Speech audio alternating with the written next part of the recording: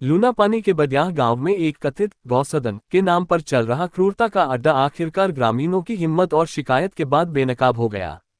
25 वर्षों से गौवंश की खरीद फरोख्त करने वाला केहर सिंह कुछ समय से बिना अनुमति के इस इलाके में छिपकर दर्जनों बीमार पशुओं को रख रहा था।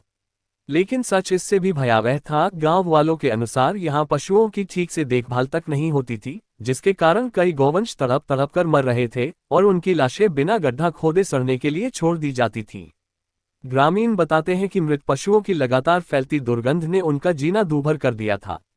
खेतों के किनारे फेंकी गई गली सड़ी लाशों से उठती बदबू के चलते कई परिवार अपनी जमीन बीजना भी बंद कर चुके हैं। गांव की महिलाएं और बुजुर्ग बताते हैं कि रात को गंध इतनी तीखी हो जाती थी कि खिड़कियां दरवाजे बंद कर भी नींद नहीं आती थी। लेकिन आरोपी के डर और उसके पुराने प्रभाव के कारण कोई खुलकर शिकायत नहीं कर पा रहा था।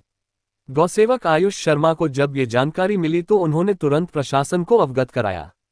सूचना मिलते ही एसडीएम बलह समृतिका नेगी, नेरचौक नगर परिषद के कार्यकारी अधिकारी हितेश और थाना बलह के थाना प्रभारी टीम सहित मौके पर पहुंचे। जांच के दौरान जैसे जैसे जमीन खोदी गई, क्रूरता की परतें खुलती चली गईं। कई पशुओं के कंकाल मिले और एक ताजी सड़ी हुई गाय भी जमीन में दबाए मिली। अधिकारी भी मौके की स्थिति देखकर हैरान रह गए। मौके पर 15 से अधिक गायें एक छोटे से स्थान में ठूसी हुई मिली, जिनमें कई गंभीर रूप से बीमार थीं। पशु चिकित्सक की टीम ने बीमार गायों की हालत को गंभीर उपेक्षा बताया।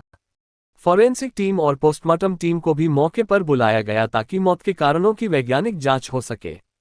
जब केहर सिंह से सवाल पूछे गए तो वह जवाब देने से बचता नजर आया।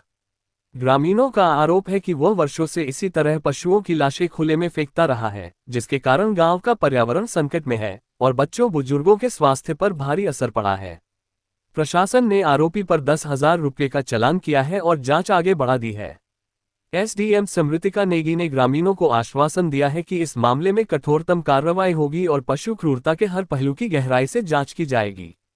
ग्रामीणों की एक ही मांग है, इस अमानवीय क्रूरता का अंत हो और गांव को फिर से सुरक्षित और बनाए जाए। मैम आपने देख लिया होना सेवा कितनी करके है गाय के अंदर। ऐसा तो नहीं कोई मतलब तंदुरुस्त पशु देता है जो भी गौसदन के लिए देगा। बंद करो ये जो चीजें आप ये तो कर बंद रहे कर रहा हूँ हो मैं। बाकी सब्जेक्ट टू इन्वेस्टिगेशन क्या निकलता है, बट इसको बंद करो, इनको भी फ्री करो। हाँ जी बंद कर है दिया। ना, ऐसे नहीं करो पूरा बंद किया। 4-5 गाय रखी हुई है मैंने ना, बाकी बकरियों का धंधा कर रहा हूँ। बकरियाँ लाई हुई है, मुझे बकरियों वाला काम करना है। और वो मछलियों वाला मछली वाला भी ये क्लोज कर देना, ये क्लोज कर देना। आगे के खड्डे खड्डे की इतने बड़े बड़े आपके बच्चे साइड आ जाए तो मर जाएंगे। मछली खड्डे किस लिए ये तो और मछली के नीचे खड्डे किस लिए किए? क्या मामला है जिसके कारण यहाँ पर इतना प्रशासन को आपने बुलाया है, क्या ये मामला रहा है? सर मेरा नाम आयुष शर्मा है और हम लोग पिछले 1-1.5 साल से गौ सेवा में अपने साथियों के साथ काम तत्पर जुड़े हुए हैं। तो मेरे को 2-3 दिन पहले एक छोटे बच्चे का मैसेज आता है कि भाई मेरे घर के पास जो है बहुत ही अधिक मात्रा में गौवंश को दबाया जा रहा है, और वो लड़का मेरे को वीडियो के तौर पे एज अ प्रूफ भेजता है। तो मैं भी जब कल शाम को आता हूँ, परसों शाम को आता हूँ मैं, तो मैं देखता हूँ कि इस जगह पे डंपिंग एरिया है बनाया हुआ है। ये जो सरदार है क्या है ये हमें नहीं पता। तो हमने पहले ये चीज़ देखी कि यहाँ पे जो है गौ माता को इतने अवैध रूप में दबाया जा रहा है, फेंक के किया जा रहा है, ढंग से दबाया तक नहीं गया था और कुत्ते खा रहे हैं। उसके बाद कल हम प्रशासन के साथ, पहले पुलिस वालों के साथ आते हैं, एसडीएम मैम को इन्फॉर्म करते हैं कि मैम ये चीज़ हो रही है। तो ईओ साहब भी आते हैं।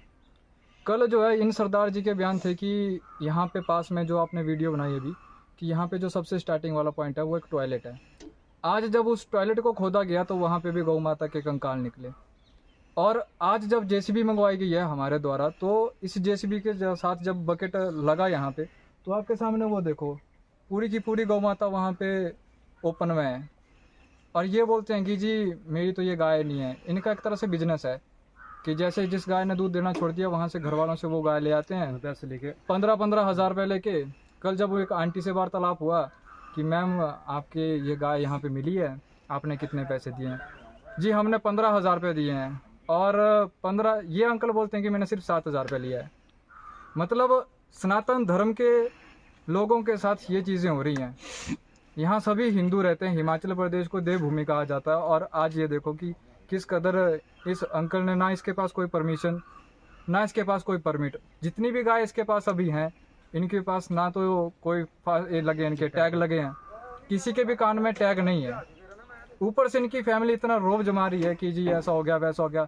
हाँ, एक पार्षद बीच में आते हैं, पार्षद बोलते हैं कि जी मेरा तो कोई रोल ही नहीं है, मैं आऊँगा तब, मेरा कोई एसडीएम से लेना देना नहीं है, मैं तब आऊँगा जब आप मेरे को एप्लीकेशन देंगे। मतलब लोग वोट देते हैं इसलिए कि वो अपनी समस्या अपने पार्षद को बता पाएँ, इसलिए वोटिंग होती है। और पार्षद जी को तो कोई सुध बुद्धि नहीं है, उनका तो अपना ही रोब है कि जी मेरा तो एसडीएम से कोई लिंक नहीं है। उनको फ़ोन किए, कल फ़ोन उठाए नहीं, जब शॉप पे जाके बात बताई, जी मेरे को तो पहले से पता है इस चीज़ का। मतलब वो भी इस काम में इन्वॉल्व हैं, जबकि पार्षद को तो सिर्फ स्ट्रिक्ट एक्शन लेना चाहिए था इस चीज़ पे। जब हमारा भारत देश, हम सब हिंदू गाय को माँ बोलते हैं, आज उस गाय की, उस माँ की हालत ये दुर्दशा है। हमारे हिमाचल प्रदेश में जहाँ 95% 97% हिंदू हैं, जब हम लोग अपने लिए नहीं स्टैंड ले पा रहे हैं, फिर हम कहाँ इसके लिए स्टैंड ले सकते हैं। बस धन्यवाद। जी, जैसे कि मुझे कल एक व्हाट्सएप के माध्यम से सूचना प्राप्त हुई थी। कुछ लोकल लड़के हैं जिन्होंने मुझे बताया कि यहाँ पर कुछ कंकाल है गायों के, और एक कोई व्यक्ति है वो कुछ गाय अपने पास पाल रहा है। तो सूचना मिलते ही जो एमसी है हमारी नीरचौक, उनको यहाँ भेज दिया था। ये भंगरोटू का वार्ड है, और साथ में पुलिस को भी आदेश दे दिए गए थे इन्वेस्टिगेशन के लिए। जैसे आप देख रहे हैं, आज सारी टीम और सारे डिपार्टमेंट्स यहाँ हैं।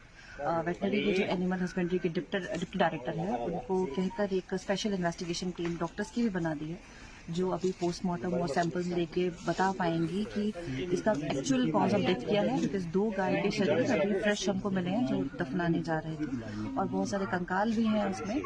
और फिलहाल यही है कि आफ्टर इन्वेस्टिगेशन बेटर बता पाएंगे। और इसके पास अभी कोई परमिशन तो नहीं है इस गौसदन को रन करने के लिए। बेसिकली गौसदन भी नहीं है, 2 शेड्स हैं जिसमें 2 तरीके की गाय इन्होंने डिवाइड कर रखी है।